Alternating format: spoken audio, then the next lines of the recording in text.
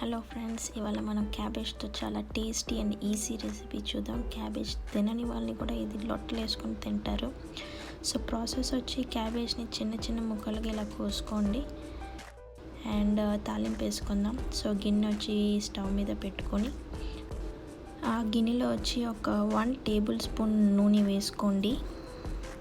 నూనె కొంచెం కాగాక దాంట్లో ఒక 1/4 టీ స్పూన్ ఆవాలు వేసుకోండి. ఆవాలు కొంచెం చిటపట్లాడుతమైనప్పుడు జీలకర్ర వేసుకోండి. జీలకర్ర కూడా వేసి కొంచెం వేగుతున్నప్పుడు 1/2 స్పూన్ మినపప్పు వేసుకోండి. ఇంకా శనగపప్పు అండ్ ఒక 2 ఎండుమిరపకాయలు వేసుకొని, ఇంగువ కూడా వేసుకున్నాను, క్లిప్పింగ్ మిస్ అయింది. సో అది వేసుకొని అంతా తిప్పుకోండి. సో పోపు అంతా వన్స్ వేగిపోయాక నెక్స్ట్ ప్రాసెస్ చూద్దాం. కట్ చేసుకున్న క్యాబేజ్ని వేసుకోండి, మొత్తం కలిపేసుకోండి. సో దట్ అంతా కరెక్ట్గా సెట్ అయ్యిద్ది.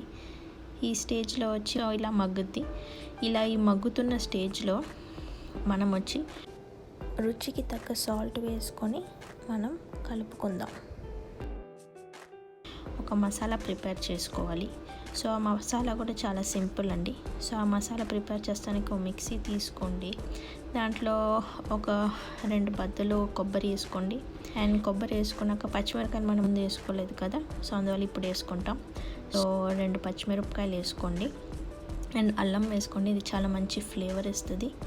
అండ్ ఒక 1/2 స్పూన్ జీలకర్ర వేసుకోండి. ఇదంతా మిక్సీ పట్టండి. ఇప్పుడు ఆ మగ్గిపోయిన క్యాబేజ్ని వచ్చి ఈ పౌడర్ మన మిక్సీ వేసుకున్నాం కదా, ఈ పౌడర్ వేసేసుకోండి. సో వన్స్ వేసుకున్నాక కలుపుకోండి. సో క్యాబేజ్ వచ్చి మనకు కొంచెం క్రంచీగా ఉండాలి, అప్పుడే కొంచెం టేస్టీగా బాగుంటుంది. బాగా మగ్గిపోతే అంత టేస్ట్ ఉండదు. సో ఆల్వేస్ మంచిగా తొందరగా అయిపోయేది. ఇది మహా అయితే 15-20 మినిట్స్లో అయిపోయే రెసిపీ. సో వన్స్ అంతా మగ్గిపోయాక కరివేపాకు వేసుకోండి. సో కరివేపాకు లాస్ట్లో వేసుకుంటే ఆ ఫ్లేవరే వేరు. సో పోపు తాలింపు వేసుకునేటప్పుడు కన్నా మీరు ట్రై చేయండి. చికెన్లో కూడా లాస్ట్లో వేసుకోండి, ఎంత టేస్టీ ఉంటుందో. ఈ వెజిటేబుల్స్లో కూడా అలాగే లాస్ట్లో వేసుకున్నప్పుడు చాలా ఫ్లేవర్ ఇస్తుంది. సో కరివేపాకు వేసుకున్నాక మొత్తం కలుపుకోండి. సో ఇది కలుపుకున్నాక ఇది అంతే, ఇంకా ఈ రెసిపీ రెడీ.